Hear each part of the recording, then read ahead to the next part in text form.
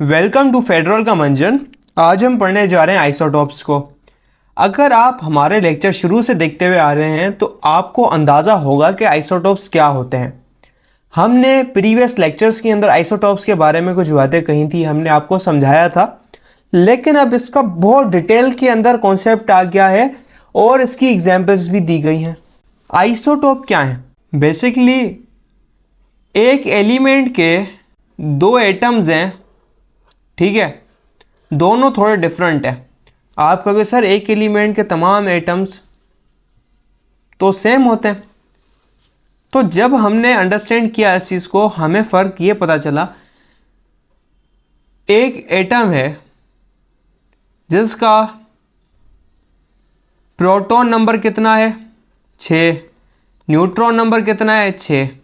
एक एटम है जिसका प्रोटॉन नंबर 6 है, न्यूट्रॉन नंबर 7 है। एलिमेंट का कैसे पता चलता है ये एलिमेंट है? Bye its atomic number, number of proton. इसका Z कितना है? नंबर ऑफ प्रोटॉन 6, इसका भी वही है 6। मतलब ये दोनों सेम एलिमेंट है, लेकिन फ़र्क है, हमने जब इसको अंडरस्टैंड करना शुरू किया, मैस का पता चला, रिएक्टिविटी वगैरह, स्टेबिलिटी, रेडियो एक्टिव डिके, हमें पता चला दोनों के अंदर बड़ा फ़र्क है। तो ये एलिमेंट तो सेम है लेकिन ये तो डिफरेंट है। तो ये दोनों डिफरेंट क्यों है? इसके अंदर न्यूट्रॉन का नंबर 6 है और इसके अंदर न्यूट्रॉन का नंबर 7 है।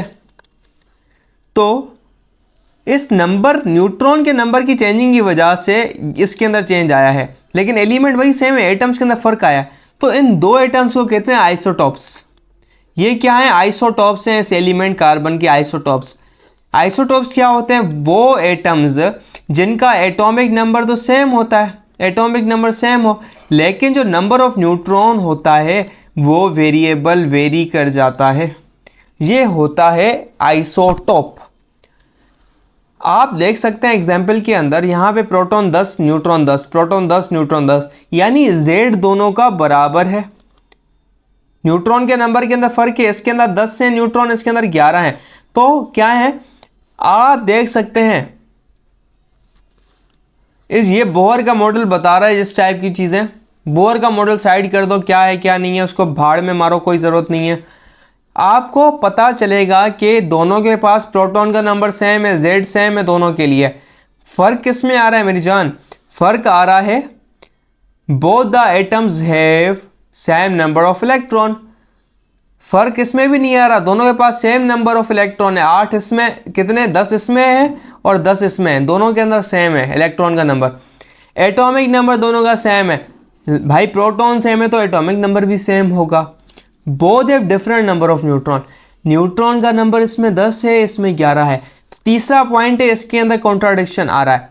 तीसरे पॉइंट को ऐसे कर दो, both differ in total number of proton and neutron, this means they have different mass numbers। इन दोनों के अगर आप प्रोटॉन प्लस न्यूट्रॉन नंबर का सम करोगे, यानी nucleon number, case number A के अंदर आ जाओ, ये केस ए केस बी। केस ए के अंदर प्रोटॉन प्लस न्यूट्रॉन का नंबर कितना है? 10 प्लस 10 बराबर हो जाएगा 20। केस बी के अंदर आ जाओ, प्रोटॉन प्लस न्यूट्रॉन कितना आ रहा है? 10 प्लस 11 21 आ गया। यानी दोनों का न्यूक्लियन नंबर, एटॉमिक नंबर और इसके साथ साथ एटॉमिक मास सेम नहीं होगा। मतलब आइसोटॉप्स के पास क्या सेम होता है क्या नहीं होता, लिख लो। आइसोटॉप्स के पास सेम नंबर ऑफ इलेक्ट्रॉन होते हैं। दूसरी चीज, सेम नंबर ऑफ प्रोटॉन होते हैं। इसका मतलब एटॉमिक नंबर भी सेम होता है, atomic number. Different number of neutron होते हैं। भाई ये पॉइंट याद कर लो, हिफ्स कर लो। डिफरेंट एटॉमिक मास होता है, क्योंकि न्यूट्रॉन का नंबर चेंज हुआ, एटॉमिक मास। डिफरेंट होता है मास नंबर, या न्यूक्लियन नंबर भी इसको कहते हैं, मास या न्यूक्लियन नंबर। ये बातें एक दूसरे के पीछे पीछे हैं, आगे पीछे हैं। तो ये चीज़ें याद कर लो, ये पहला पॉइंट, दूसरा, तीसरा, चौथा, पांचवा, ये सवाल आ सकता है। Since both the atoms have the same atomic number, same atomic number, तो ये सेम एलिमेंट के एटम है, तो इसलिए आइसो मतलब सेम। भाई द वर्ड आइसोटॉप किसने यूज़ किया था? सूडी, आई डोंट नो क्या नाम है इसका, प्रोनाउंसिएशन है, सोडी नाम का बंदा था, सूडी, उसने ये इस्तेमाल किया। यार ये दोनों एटम्स सिमिलर हैं, सेम है, सेम एलिमेंट के। तो आइसो का मतलब क्या होता है? सेम। टॉप मीन्स प्लेस, यानी इनके प्लेस सेम है। दे आर बहुत अच्छी खासी हद तक ऑलमोस्ट सेम है, बट फर्क आ रहा है न्यूट्रॉन के नंबर में। भाई सेम फैमिली का बंदा है, बस जुड़वा बंदा है, लेकिन फिंगरप्रिंट चेंज है। ओके। आइसोटॉप्स एलिमेंट्स के एटम्स होते हैं जिनका जो न्यूक्लियाई के पास जो have the same atomic number, जिनके अंदर न्यूक्लियस के पास सेम प्रोटॉन का नंबर होता है या जेड सेम होता है, बट जो चेंज होता है वो मेस नंबर के अंदर होता है या न्यूट्रॉन का नंबर चेंज होता है। मेस नंबर क्यों चेंज होता है? क्योंकि न्यूट्रॉन के नंबर के अंदर चेंज आता है।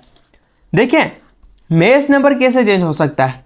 मास जो नंबर है ये दो चीज़ों के ऊपर डिपेंड करता है, number of proton plus number of neutron. अब दोनों के पास प्रोटॉन नंबर तो सेम है, यानी ये कांस्टेंट हो गया। अब वेरी क्या चीज़ कर रही है? वो है न्यूट्रॉन का नंबर, सो ये वेरी कर रहा है। Got it?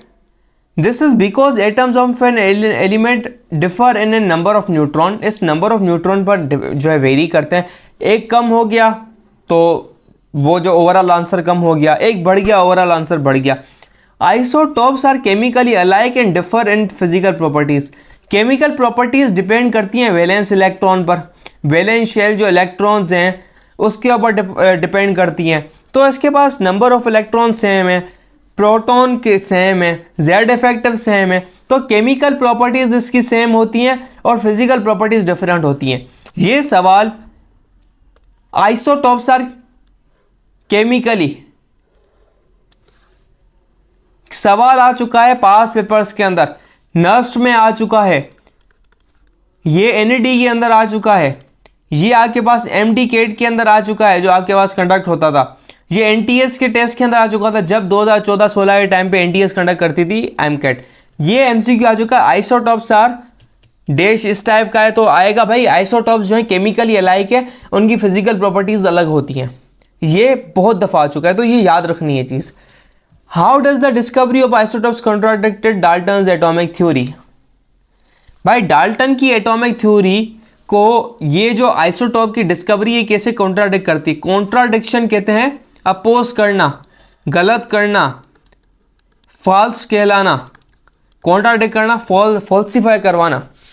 तो ये डाल्टन की एटॉमिक थ्योरी को कैसे फॉल्सिफाई करवा रही है?